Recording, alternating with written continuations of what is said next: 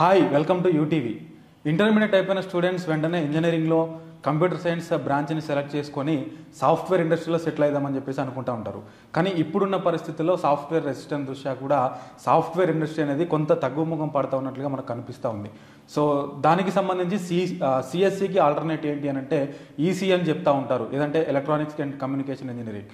So ఈసీకి ఎట్లాంటి demands ఉన్నాయి, ఈసీ తీసుకున్న స్టూడెంట్స్ అంటే ఫ్యూచర్లో ఇంకేం చేయొచ్చు, ఈసీకి ఎట్లాంటి డిమాండ్ ఉంది, ఇట్లాంటి విషయాలన్నీ కూడా మన ముందు మన దేశం ఎడ్యుకేషనల్ సర్వీసెస్ రాజశేఖర్ రెడ్డి గారు ఉన్నారు.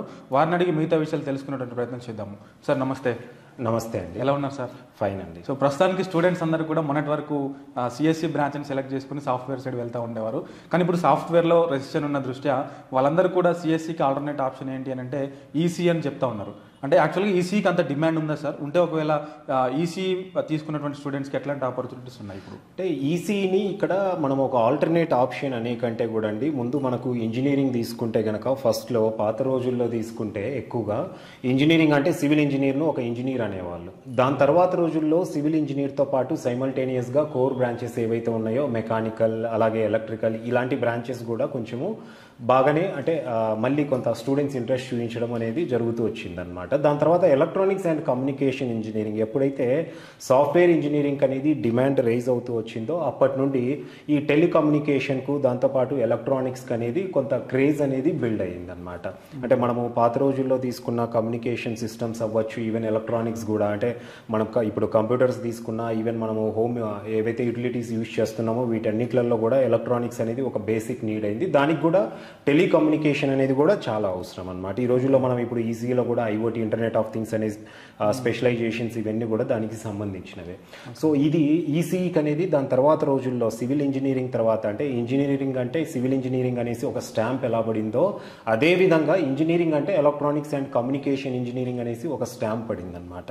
అయితే మధ్యలో 2000స్లో ఏమైపోయిందంటే కొంత సాఫ్ట్వేర్కు అనుకోకుండా ఒక క్రేజ్ రావటం, మనకు ఇండియాలో అది ప్రత్యేకించి హైదరాబాద్లో సాఫ్ట్వేర్ కంపెనీస్ అనేది ఎక్కువ రావడంతో సాఫ్ట్వేర్లో కూడా ఆపర్చునిటీస్ పెరగడంతో కొంతమంది స్టూడెంట్స్ అనేది కంప్యూటర్ సైన్స్ ఇంజనీరింగ్ వైపు కూడా మెల్లగా స్టార్ట్ చేశారు అడ్మిషన్స్ తీసుకోవడం.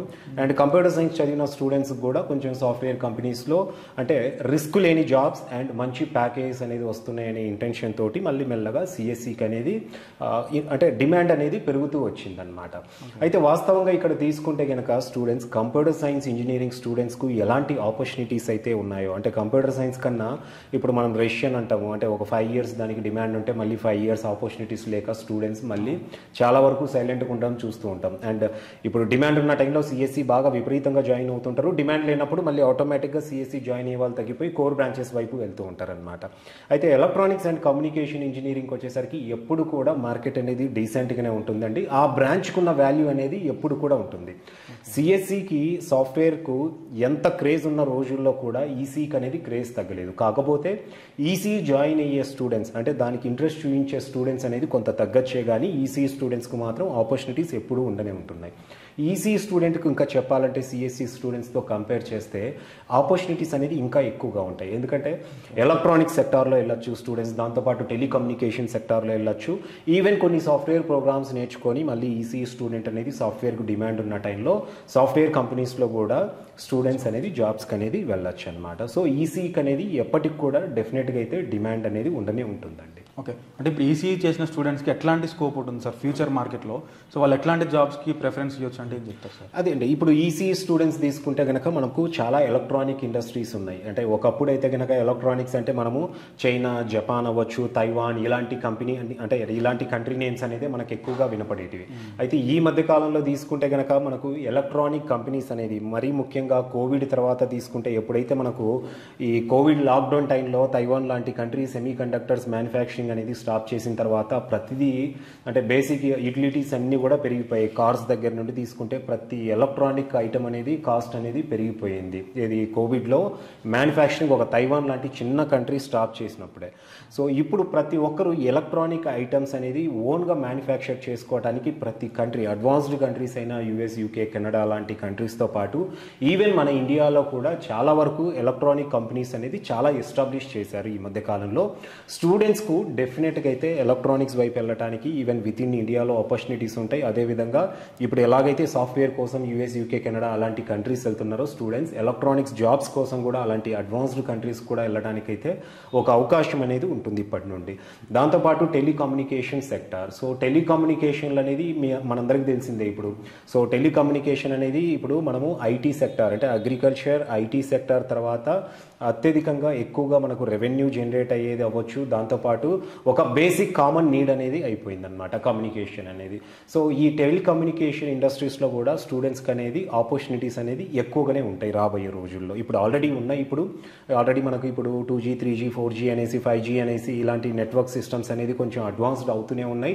అండ్ దీంట్లో కూడా ఇంకా కొత్త టెక్నాలజీస్ అనేది రాబోయే రోజుల్లో రాబోతున్నాయి కాబట్టి టెలికమ్యూనికేషన్కు ఇంకా స్కోప్ అనేది ఎక్కువగానే బిల్డ్ అవుతూ ఉంటుందన్నమాట. అండ్ దీంతో పాటు స్టూడెంట్స్, నేను ఇంతకుముందు చెప్పినట్లు కంప్యూటర్ సైన్స్ ఇంజనీరింగ్ స్టూడెంట్స్ ఏ విధంగా అయితే సాఫ్ట్వేర్ కంపెనీస్లో వాళ్ళు సాఫ్ట్వేర్ ఇంజనీరింగ్గా వెళ్ళొచ్చో అదేవిధంగా ఈసీ చదువుకున్న స్టూడెంట్స్ కూడా చాలా వరకు ఆల్మోస్ట్ సాఫ్ట్వేర్ ఇంజనీర్గా వెళ్ళటానికి 50% అయితే వీళ్ళకు అవకాశాలు అయితే డెఫినెట్గా ఉంటాయండి. కానీ స్టూడెంట్ ఇంకొక చిన్న కన్ఫ్యూజన్ సార్. మీరు అన్నారు ఈసీఈ తీసుకున్న స్టూడెంట్ సాఫ్ట్వేర్ సైడ్ వెళ్ళొచ్చు, సిఎస్సి తీసుకున్న స్టూడెంట్ కూడా సాఫ్ట్వేర్ సైడ్ వెళ్ళొచ్చు. అయితే పర్టికులర్గా ఒక స్టూడెంట్ అటు ఈసీఈ సెలెక్ట్ చేసుకోవాలా, ఇటు సిఎస్సి సెలెక్ట్ చేసుకోవాలా? ఈ కన్ఫ్యూజన్కి మీరు ఏం చెప్తారు సార్? ఆబ్వియస్గా అండి, ఇప్పుడు కంప్యూటర్ సైన్స్ ఇంజనీరింగ్ అనేది దానికి ఉన్న డిమాండ్ దానికైతే డెఫినెట్గా ఉంటుంది. బట్ ఇక్కడ నా పర్సనల్ సజెషన్ అయితే కనుక స్టూడెంట్స్ పర్టికులర్గా ప్యాషనేట్గా ఉండి ఒక సాఫ్ట్వేర్ ఇంజనీర్ అవ్వాలి, నా ఫ్యామిలీ బ్యాక్గ్రౌండ్ ఎక్కువ మంది ఇటు సాఫ్ట్వేర్ ఇంజనీర్స్ ఉన్నారు, నాకు రేపు ఎలాంటి రేషన్తో సంబంధం లేకుండా నాకు ఆపర్చునిటీస్ వస్తాయి, లేదా నేను స్టార్టప్స్ పెట్టుకునైనా కూడా నేను అంటే ఒక సాఫ్ట్వేర్ ఇంజనీర్గానే ముందుకు వెళ్ళాలనుకుంటున్న స్టూడెంట్స్ ఏంటంటే డెఫినెట్గా సిఎస్సి అనేది తీసుకోవచ్చు.